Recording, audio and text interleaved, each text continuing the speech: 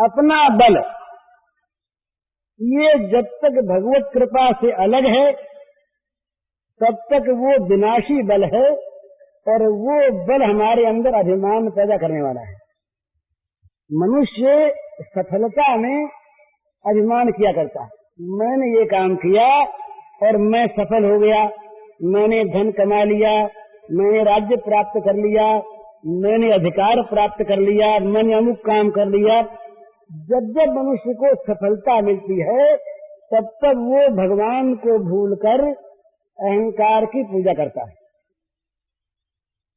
वो उसमें जो बल आता है काम करने का वो भगवान से आता है, और भगवान की शक्ति से ही बुद्धि आती है ठीक, और उस बुद्धि से ही वो ठीक काम करता है, और उस बुद्धि से काम करने पर ही सफलता मिलती है। परंतु वो भगवान की कृपा को भूल जाता है। तो क्या होता है, अपने बल का घमंड करके वो लगता है काम में, सफल होता है, घमंड बढ़ता है। तो जब बल चुक जाता है, हिरण्यकशिपु का बल चुक गया, रावण का चुक गया, बड़े बड़े लोगों का चुक गया। जब बल समाप्त हुआ फिर वही भगवान की याद आती कि महाराज अब तो बल आप दो। फिर बल कहाँ से आवे? तो भाई कहने की बात यह है कि असली बात, सच्ची बात तो यह है कि जो कुछ भी हम कर सकते हैं वो भगवान की कृपा के बल से करते हैं। न कोई माने तो भाई जब तक बल है तब तक करते रहो, फिर तो उधर देखना ही पड़ेगा, क्योंकि वो शक्ति का केंद्र वहां है। वो जहां से बिजली का पावर आता है वो पावर हाउस एक है, वहां से अगर शक्ति न आवे तो चाहे बल्ब लगा रहे उसमें रोशनी होगी नहीं। तो शक्ति वहां से आती है, तो भगवान की कृपा के बिना कुछ होता नहीं। इसलिए अपने बल का भरोसा छोड़कर, अपने बल का विश्वास छोड़कर, अपने पौरुष का, अपने पुरुषार्थ का गर्व छोड़कर अपने आप को भगवान की कृपा पर निर्भर कर दे। एक और बात है, कोई आदमी अगर ये समझे कि हम तो भगवान की कृपा पर निर्भर हो गए, अब भगवान जब मिलेंगे तब मिल ही जाएंगे, प्रेम प्राप्त होगा तब हो ही जाएगा, उसके लिए हम व्याकुल क्यों हों?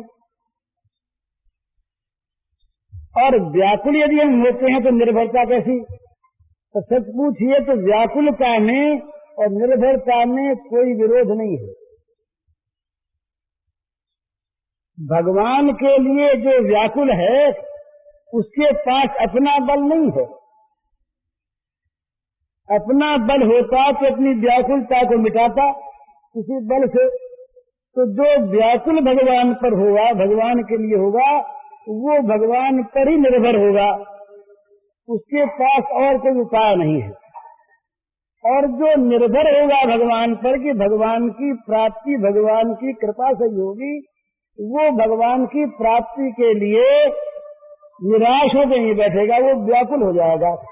तो इससे एक बात सिद्ध ये समझ लेने की है कि जिसको भगवान की पर निर्भरता है वो आलसी नहीं है, वो साधनहीन नहीं है, वो कुछ साधन को छोड़ बैठा हो। जिसको भगवान की कृपा पर विश्वास है वो हाथ पर हाथ रख के बैठ गया, ये बात नहीं है। वो भगवान की दी हुई जितनी ताकत है उस सारी ताकत को लगाकर एक तरफ वो पूरा साधन करता है जितना उससे बन सकता है, परंतु उसके मन में उस साधन का आश्रय नहीं है, उस साधन का भरोसा नहीं है। वो साधन भी आता है कृपा से ही, तो साधन बनता भी है कृपा से ही, तो साधन में सिद्धि भी होती है कृपा से ही। ये विशेषता भगवान, एक आदमी के पास नाम जप करने के लिए जीभ है और माला है, परंतु किसी रोग से वो बेहोश हो गया। अब वो साधन और उसके पास माला और जीभ होने पर भी करे नाम जप, नहीं कर सकता।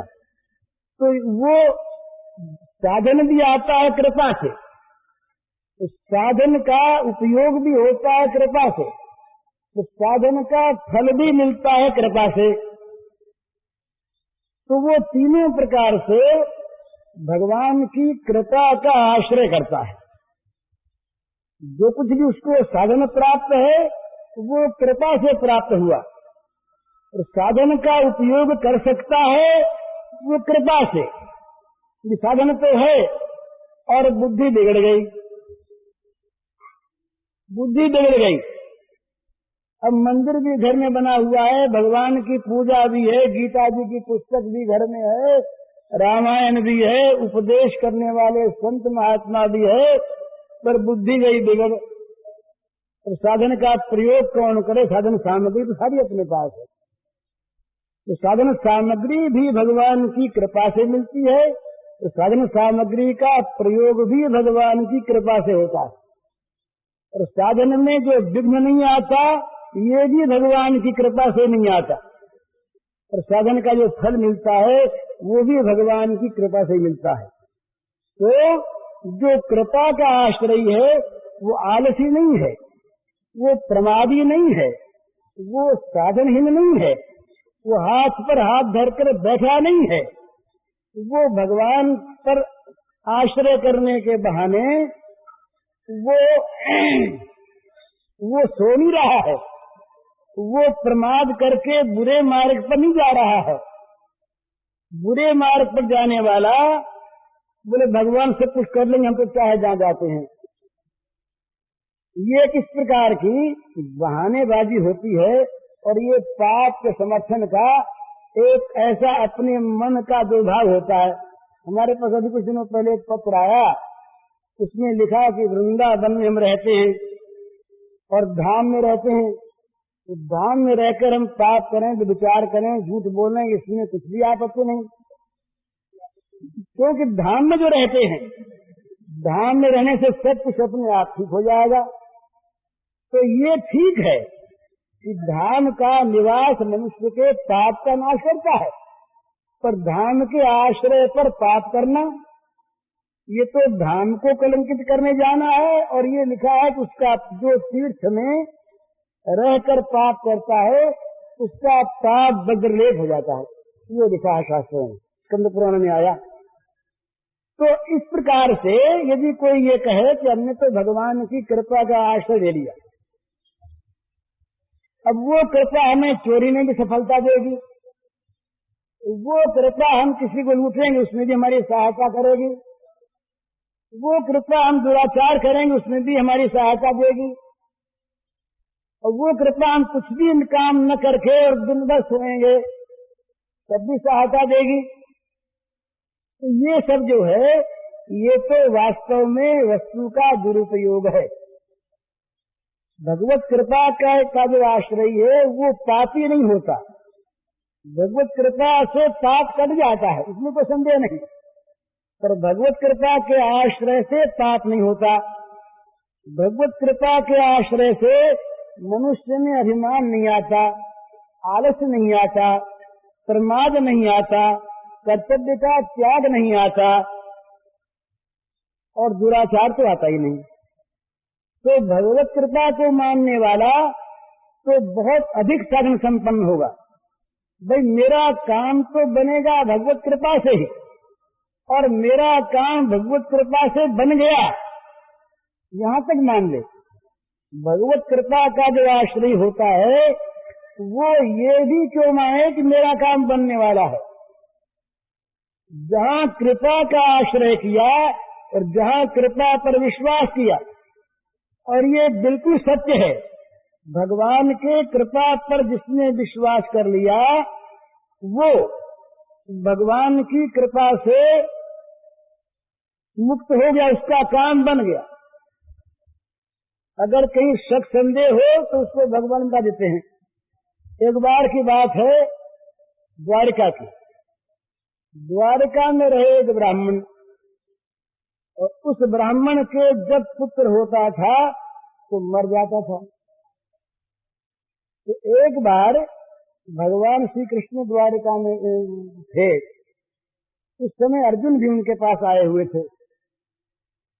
अर्जुन भगवान के बड़े प्रेमी, बड़े स्नेही और भगवान के अत्यंत कृपा पात्र।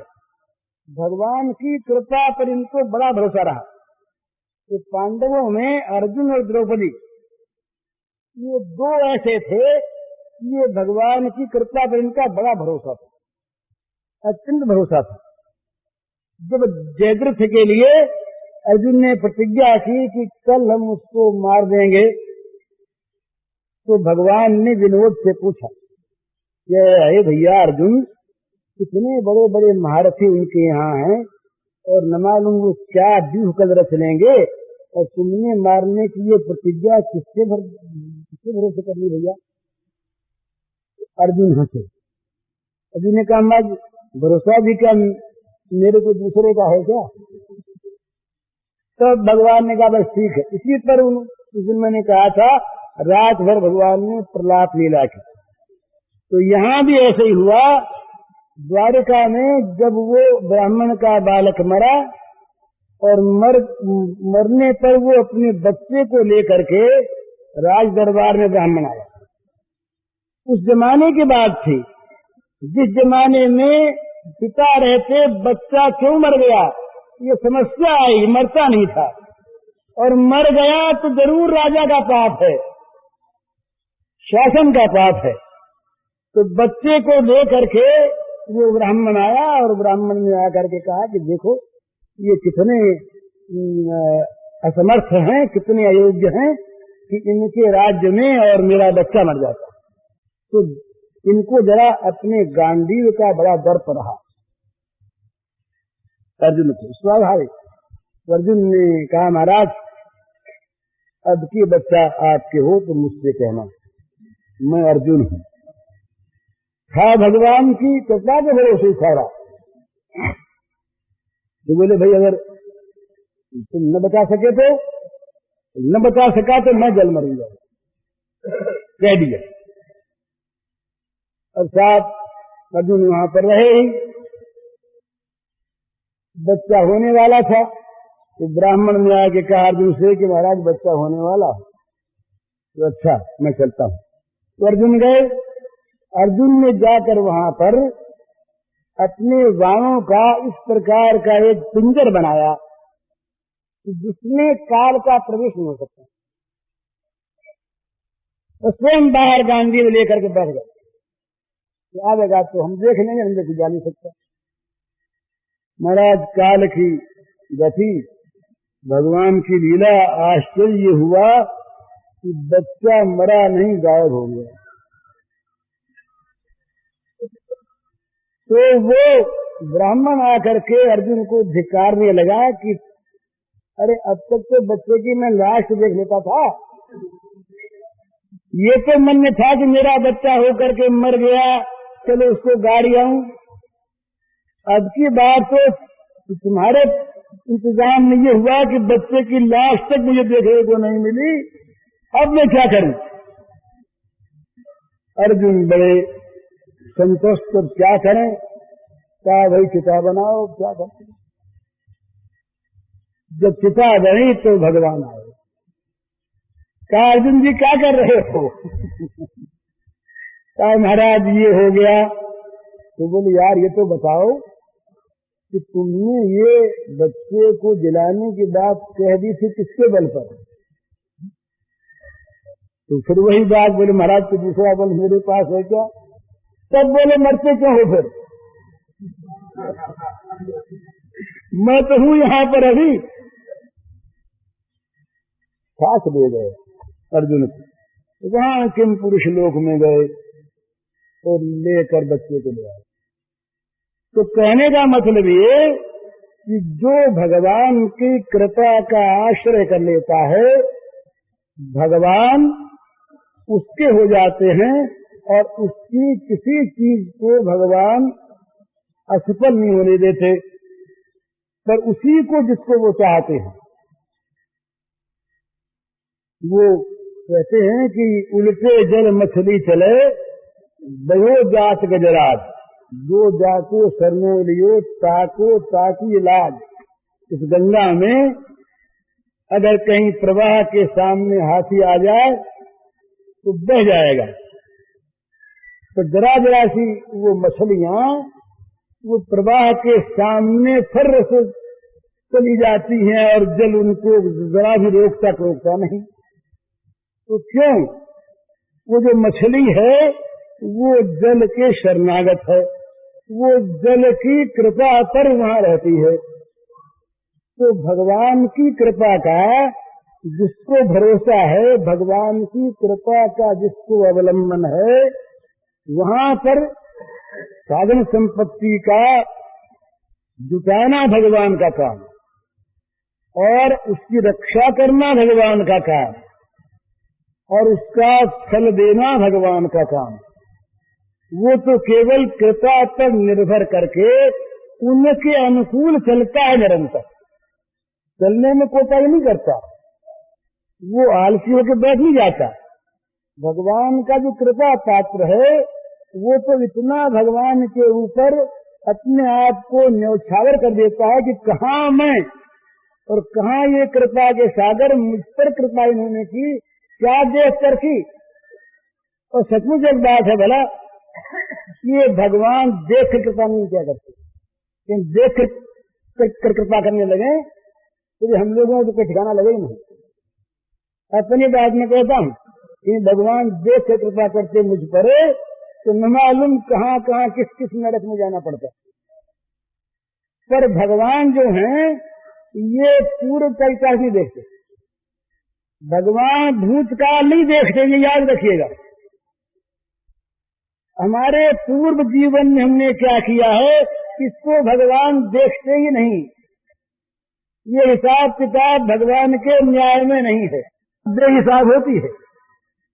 सच्ची बात है, भगवान की जब कृपा होती है तो ये जगत का जितना न्याय है ये कहीं रह जाता है। लोग देखते हैं कि अब तक ये ऐसा था, अब ऐसा कैसे हो गया, तो भगवान की कृपा से हो गया। तो कृपा ने कुछ सोचा नहीं कि ये क्या था, इसको हम क्या कर रहे हैं। कृपा अगर सोचना जानती होती तो वो कृपा होती ही नहीं। कृपा सोचना जानती नहीं, कृपा तो अपना काम करना जानती है, उसका काम यही है, उसका काम ये पहले क्या था कैसा था ये जरा भी कृपा नहीं देखती। कृपा देखती है केवल वर्तमान के उसके मन को, वो कृपा पर विश्वास करता है या नहीं, कृपा पर उसका भरोसा है या नहीं, इतनी ही बात कृपा देखती है। और ये देख करके जब कृपा लगती है उसके विघ्नों का नाश करने में, तो कृपा लगती है उसको संभालने में, और कृपा लगती है उसको भगवान के पास पहुंचाने में, तो फिर विलंब का काम क्या है। जहां भगवान की कृपा ने ये देखा कि इसके विघ्न मिट जाए, मिट गए, इतनी देर लगती है। वहां तो सत्य संकल्प है। तो भगवान जब कृपा दृष्टि करके भीष्म से बोले कि भीष्म जी महाराज आप सुनाओ। भीष्म बोले महाराज आप ही सुनाओ। बोले नहीं अब तो सुनना आपसे। तो कहा महाराज सुनाऊं कैसे, मेरे तो रोम रोम में पीड़ा हो रही है। भीष्म का शरीर इस प्रकार बाणों से विद्ध हुआ था कि 2 अंगुल जगह के नहीं बची थी, ऐसा महाभारत में था। तो तमाम रोम रोम में बाण बिधे हुए। भीष्म ने कहा महाराज अपार यंत्रणा है, बोला नहीं जाता। महाराज ने जरा कृपा की आंख से देखा, कृपा की आंख से देखा, यूं देखा और देखते ही सारी पीड़ा नष्ट हो गई। ये बहुत मामूली बात है। भगवान की कृपा की आंख से देखने पर शरीर की पीड़ा नष्ट हो जाए, ये कोई बहुत बड़ी चीज नहीं है। उनकी कृपा तो जिस तरफ झांक लेती है उस तरफ भगवान उसके बन जाते। कृपा भगवान को जितनी जल्दी लाती है कोई साधन नहीं लाता। जितने साधन हैं उस सारे के सारे साधन किसी न किसी प्रकार की त्रुटि रखते हैं, किसी आवश्यकता को बीच में रखते हैं। पर जो भगवान की कृपा है ये बस ऐसी है कि भगवान को पकड़ लाती है और भगवान के पास उसको ले जाती है और कहती जबरदस्ती गोद में बैठाना पड़ेगा। ये कृपा में ही ताकत है। श्रीमद् भागवत के टीका में सनातन गोस्वामी ने ये लिखा है कि भगवान की कृपा शक्ति की तुलना शक्ति से होती नहीं। कृपा शक्ति जहाँ अपना काम करने लगती है वहाँ भगवान की सारी शक्तियाँ उसके साथ होकर उस कृपा की सहायता में लग जाती है। तो भगवान की कृपा जो ऐसी है वो फिर क्यों नहीं मिलती? क्या भगवान की कृपा में वैषम्य है? एक को मिले एक को नहीं? बोलना ऐसी बात नहीं। सूर्यम सर्वभूतानां, तो फिर क्यों नहीं मिलती? इसीलिए नहीं मिलती कि उस पर विश्वास नहीं करते। कृपा पर विश्वास करो तो कृपा मिली हुई है, कृपा पर विश्वास न करो तब भी कृपा तो है ही, पर कृपा का जो सुंदर सुंदर अनुभव है वो हमें नहीं हो रहा है। एक बात सुनाई उन्होंने कि भाई एक आदमी था, वो आदमी जंगल गया था, जाके आया, कुएं पर गया, हाथ धोया तो वो भूल गया था दातुन।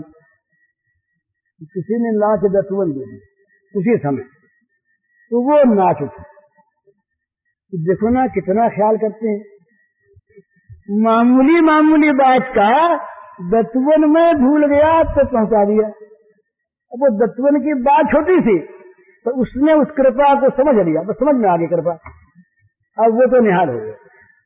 इसी प्रकार से ऐसी घटनाएं हमारे जीवन में न मालूम कितनी होती हैं अनायास।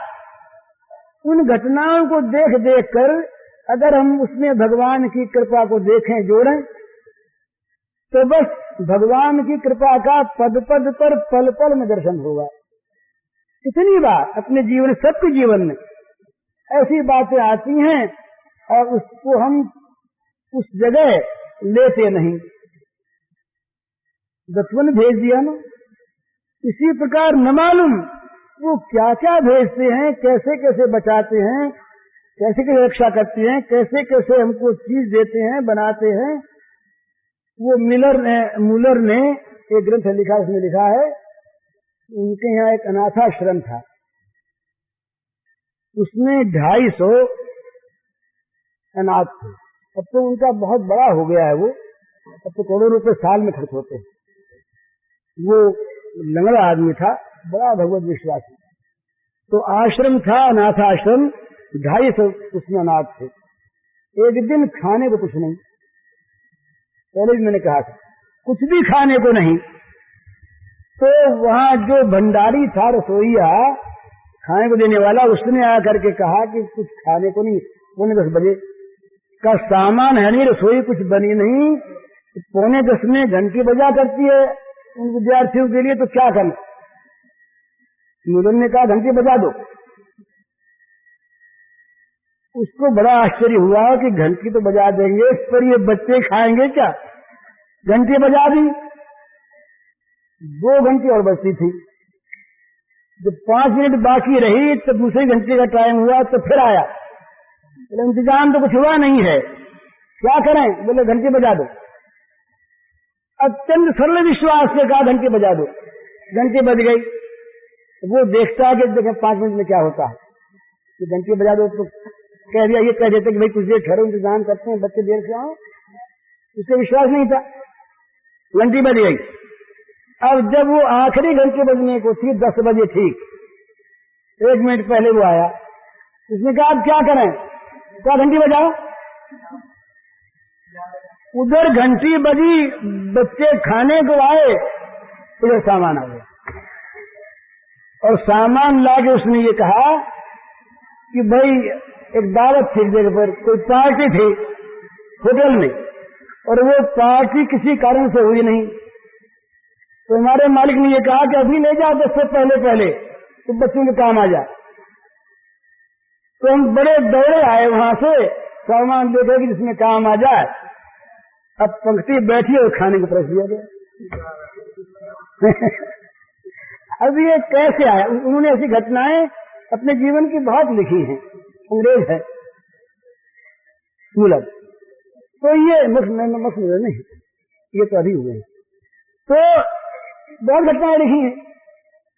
तो वो तो 10 बजे वहां कई घंटे पहले सामान बना होगा, अपनी बना सामान कई घंटे पहले बना, तो ठीक समय पर आ गया।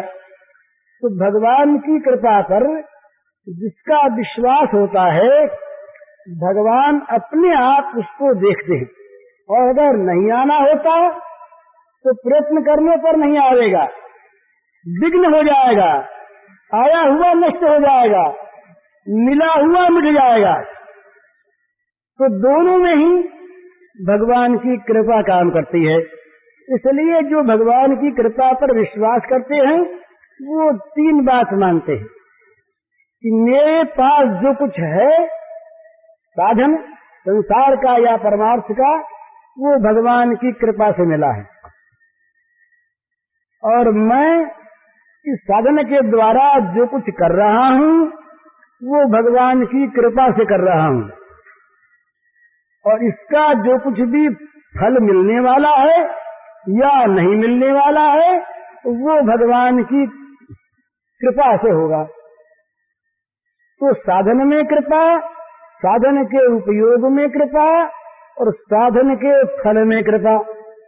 इस प्रकार निरंतर वो उस कृपा को देखता है, और कृपा को देखता हुआ करता क्या है, निरंतर उस कृपालु के अनुकूल काम करता है। ये स्वाभाविक है, जिसके हम आश्रित हैं, जिसने हम पर इतनी कृपा की, हम फिर क्या करेंगे, हम तो अपने जीवन को उसके अनुगत बना देंगे। जिस प्रकार वो चाहता है, जैसे जीवन को चाहता है, जो कराना चाहता, हम ध्यान में रखेंगे कि हमारी कोई चीज ऐसे कृपालु स्वामी के विपरीत न हो जाए। इसलिए हमारा जीवन सेवामय जीवन हो जाएगा।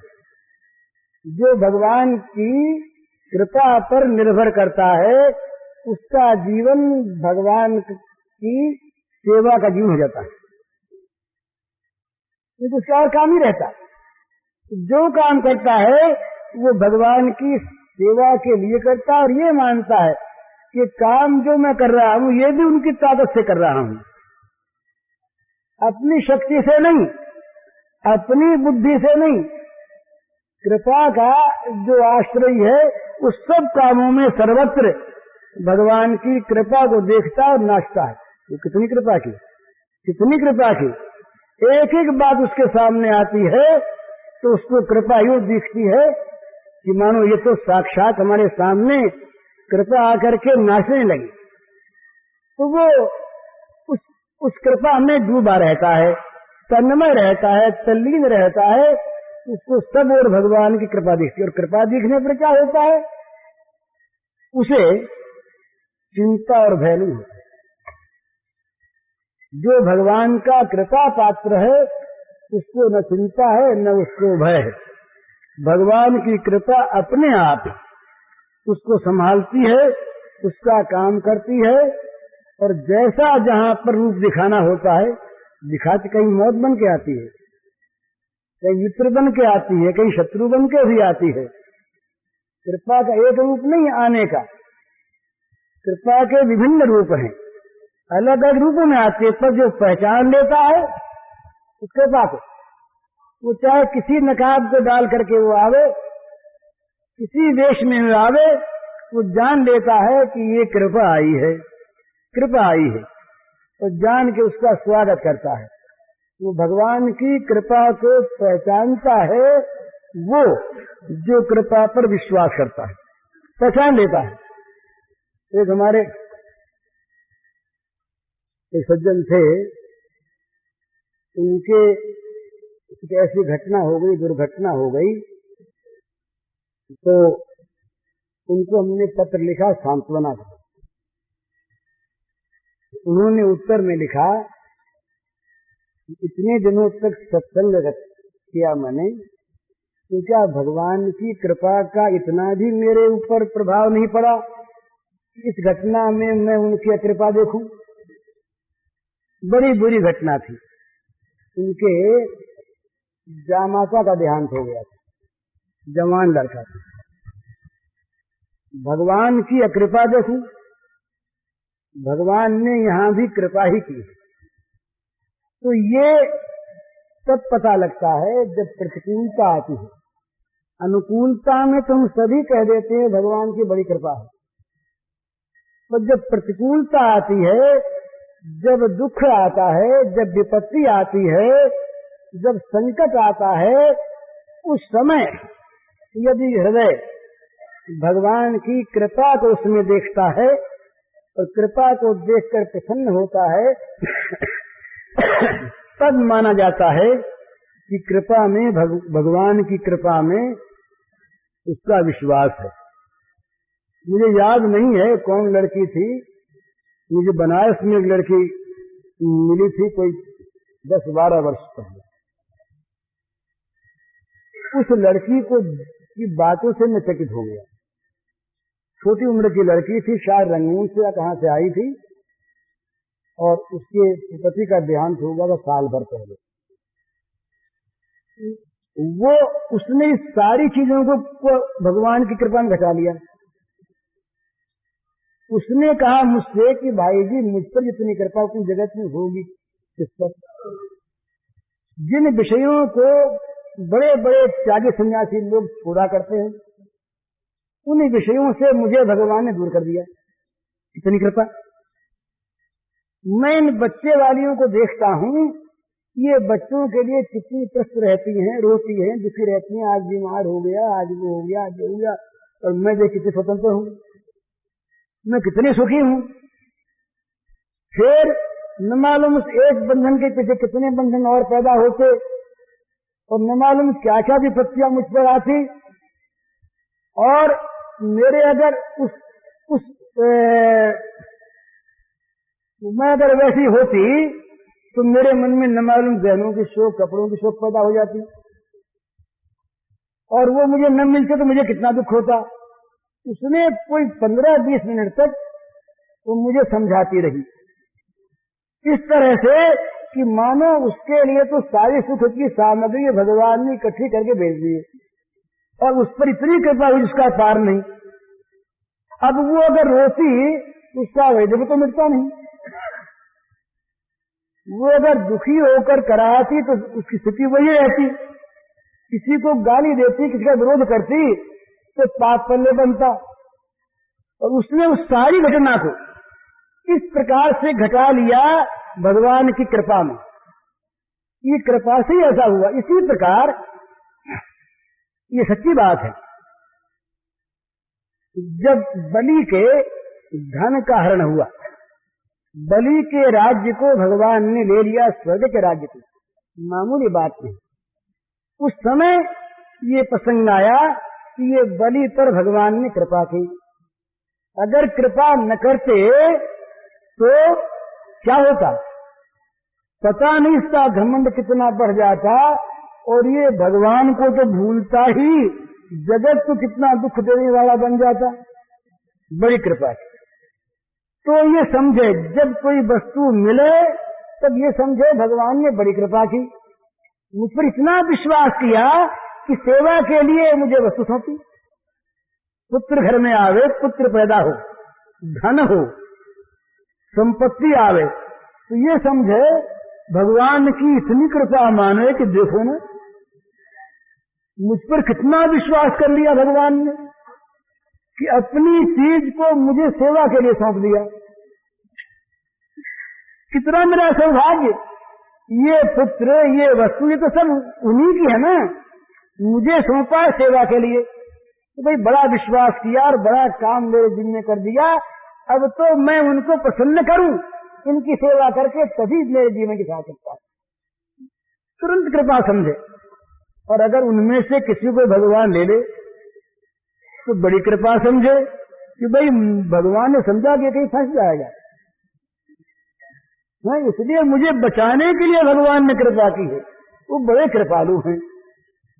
इस प्रकार से हरेक घटना को भगवान की कृपा के साथ जोड़ दे, और जो विश्वासी होता है उसकी जुड़ी जाती है। तो जुड़ने के साथ ही क्या होगा? सुख होगा। इतना सुख होगा भगवान की कृपा के साथ जोड़ लेने पर, और वस्तु के जाने का दुख नहीं होगा, और वस्तु के पाने का अभिमान नहीं होगा। ये वस्तु मैंने प्राप्त की, अभिमान नहीं होगा। वस्तु पर ममता नहीं होगी, ममता में आसक्ति नहीं होगी। वो नहीं होगी तो बंधन नहीं होगा, और फिर उसके बिछुड़ने पर कभी दुख नहीं होगा। तो मिलने पर भगवान की कृपा माने इस रूप में कि बस ये भगवान की बड़ी कृपा है, इतनी वस्तु में सेवा के लिए सौंप दी और मजे में काम करो। तो वो घर में रहकर महाराज बिना माया फेरे हुए और अपने बच्चों को पालता हुआ वो दिन भर भगवान की पूजा करता है। अगर ये भाव है तो दिन भर घर का प्रत्येक काम भगवान की पूजा, झाड़ू देने से लेकर जितना काम वो सब का सब भगवत पूजा, क्योंकि वो भगवान की पूजा के लिए घर में रहता है। घर भगवान का मंदिर, जितने घर के मेंबर्स वो सारे के सारे भगवान के स्वरूप, जितनी वस्तुएं वो सारी की सारी भगवान की सामग्री। हम क्या हैं?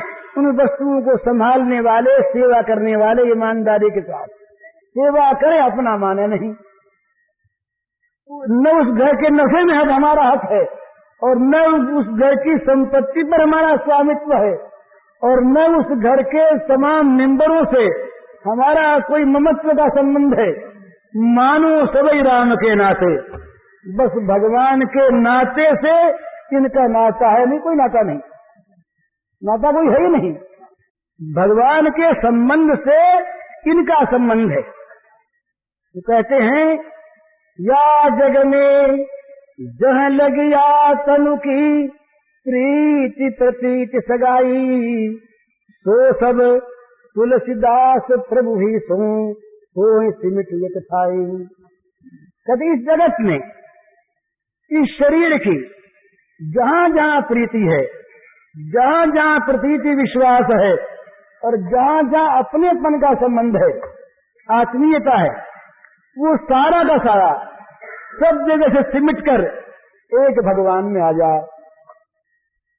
तो सारी वस्तुओं का संबंध, वस्तुओं के सेवन का संबंध, ये जब भगवान से हो गया तो भगवान की कृपा से भगवान ने अपनी वस्तु दी, भगवान ने अपनी कृपा से इनकी सेवा संभाल का काम सौंपा, भगवान ने अपनी कृपा से इनकी सेवा करने की शक्ति भी दी।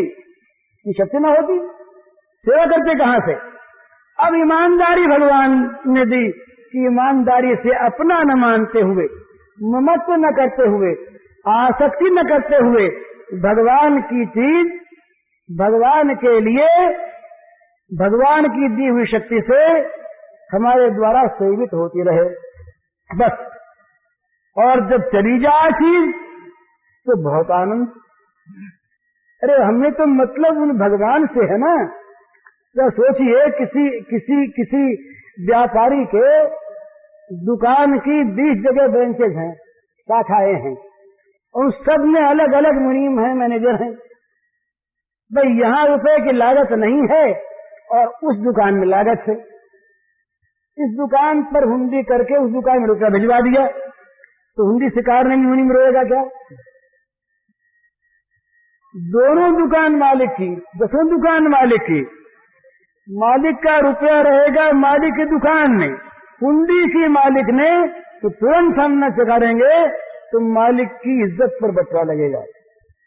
भाई ये क्या है? मुनीम कहीं बेईमान तो नहीं हो गया?